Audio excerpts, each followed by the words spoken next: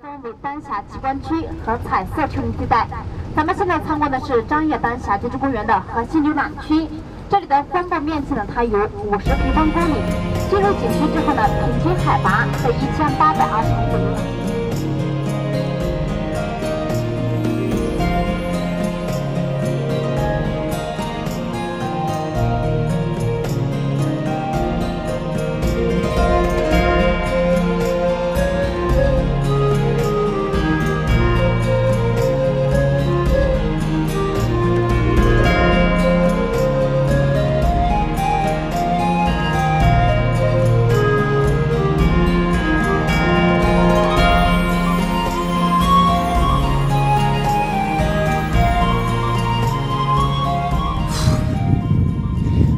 C'est tellement beau ici, là.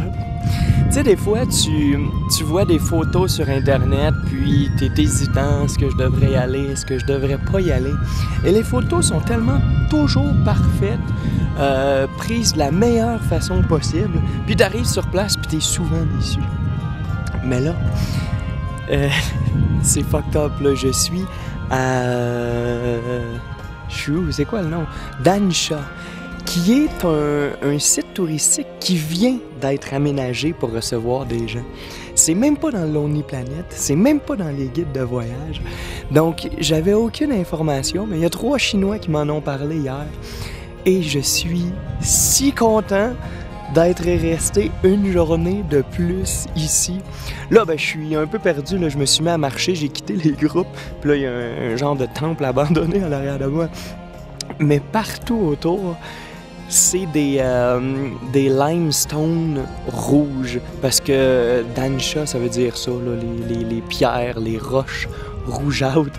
Et c'est des montagnes, des collines un peu partout. Je suis entouré et on voit les délimitations de couleurs. Ça passe du rouge au orange, au jaune, au vert. C'est magnifique. C'est comme un genre de Badlands aux États-Unis, au Dakota du Sud, mais avec plus de couleurs, donc plus spectaculaire. Man, j'aimerais ça rester plus longtemps, mais j'ai un bus de nuit à prendre tantôt, donc je m'en vais un peu à la course, mais je contemple ça, j'admire. Manque un peu de lumière, très nuageux, mais bon, on fait ce qu'on peut avec ce qu'on a. Merveilleux. Merveilleux.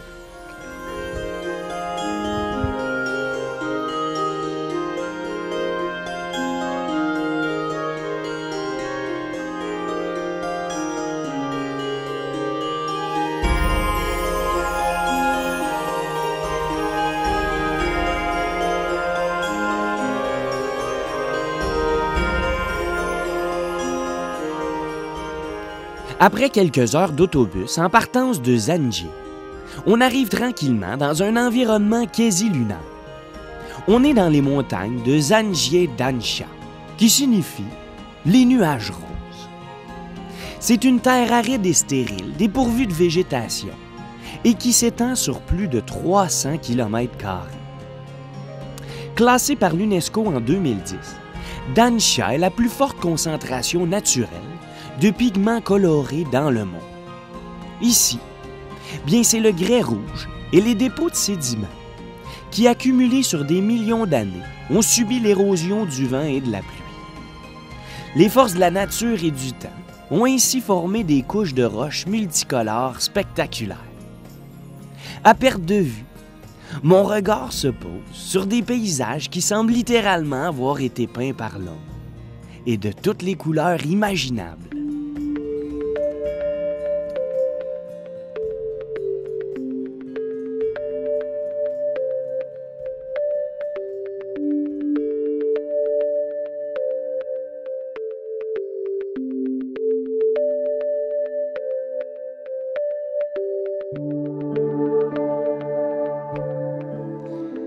C'est pratiquement impossible de se lasser d'un tel panorama.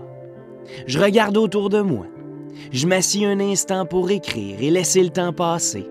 Laisser le temps s'écouler dans ma tête. J'admire cette beauté toute naturelle. Cette beauté toute authentique. À certains endroits, on retrouve une couleur sans éclat, une couleur morte et désertique, tandis qu'à d'autres, on contemple des couleurs miroitantes et féeriques, un véritable arc-en-ciel rocheux. Pendant un court moment, j'ai réussi à m'évader des foules, question de pouvoir apprécier pleinement le paysage du haut de mon piédestal. Mais là, bien il est déjà temps pour moi de rejoindre le groupe pour découvrir la dernière section visitable du site.